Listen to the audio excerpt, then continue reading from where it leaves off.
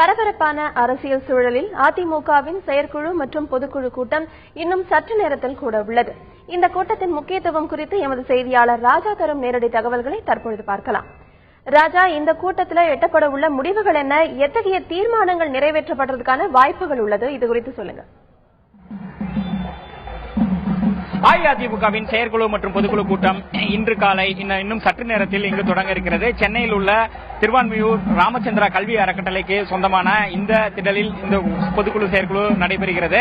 இதற்காக முதலமைச்சர் செல்வி ஜெயலலிதா 10:25 மணியளவில் போயஸ் இல்லத்திலிருந்து கிளம்புகிறார். இங்கு 10:50 மணியளவில் செயற்குழுவும் பொதுக்குழுவும் கூடுகிறது. முதலில் செயற்குழு கூட்டம் நடைபெறும். அதற்கு அடுத்தபடியாக பொதுக்குழு தொடங்கும். பொதுக்குழுவில் முதலில் வரவேற்பு உரை நிகழ்த்திய பிறகு ஆண்டு கணக்கு வரவு செலவு கணக்கு ஒப்படைக்கப்படும். அதாவது நிதியமைச்சரும் கட்சியின் பொருளாளருமான ஓ பன்னீர்செல்வம் ஆண்டு வரவு செலவு கணக்கை ஒப்படைக்கிறார். அதன் பிறகு அதில் எவ்வளவு நன்கொடைகள் வரப்பட்டுள்ளன, அதேபோல் கட்சியினருக்கு எவ்வளவு நிதி கொடுக்கப்பட்டுள்ளது, அதேபோல் நலத்திட்டங்களுக்கு எவ்வளவு செலவு செய்யப்பட்டுள்ளது உள்ளிட்ட வரவு செலவு கணக்குகள் தாக்கல் செய்யப்படும். அதன் பிறகு முக்கியமான தீர்மானங்கள் நிறைவேற்றப்பட இருக்கின்றன. இறுதியாக முதலமைச்சர் செல்வி ஜெயலலிதா அவருடைய உரையை ஆற்றுகிறார். இந்த பொதுக்குழு, அதாவது இன்னும் சட்டமன்ற தேர்தலுக்கு ஒரு சில மாதங்களே உள்ள நிலையில் இந்த பொதுக்குழு கூட்டப்படுவதால் இது அதி முக்கியத்துவம் வாய்ந்ததாக கருதப்படுகிறது. தமிழகம் முழுவதிலும் இருந்து ஏராளமான தொண்டர்கள் இங்கு வருகை தந்துள்ளனர். செயற்குழு, பொதுக்குழு மற்றும் சிறப்பு அழைப்பாளர்கள் என மொத்தம் 5000க்கும் மேற்பட்டோர் இதில் பங்கேற்கின்றனர். அதேபோல் தேமுதிகவினுடைய அதிருப்தி சட்டமன்ற உறுப்பினர்கள் 8 பேர் இந்த பொதுக்குழுவிற்கு சிறப்பு அழைப்பாளர்களாக அழைக்கப்பட்டுள்ளனர். மேலும் பல்வேறு அழைப்பாளர்களும் இதில் இடம்பெற்றுள்ளனர். முக்கியமான முடிவுகள் எடுக்கப்பட இருப்பதாக கூறப்படுகிறது.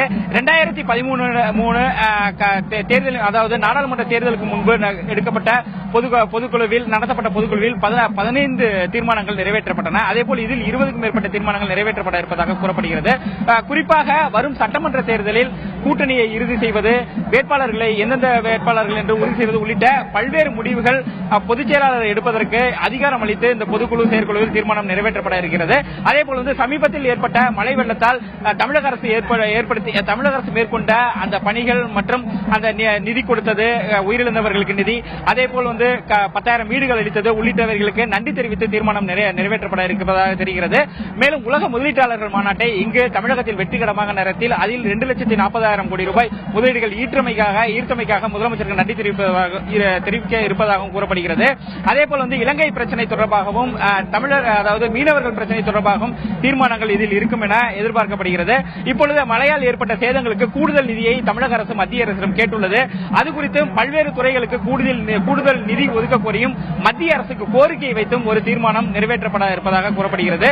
மொத்தத்தில் இன்னும் ஒரு சில மாதங்களே சட்டமன்ற தேர்தல் உள்ளதால் இந்த பொதுக்குழு செயற்குழு கூட்டம் என்பது அதி முக்கியத்துவம் வாய்ந்ததாக கருதப்படுகிறது.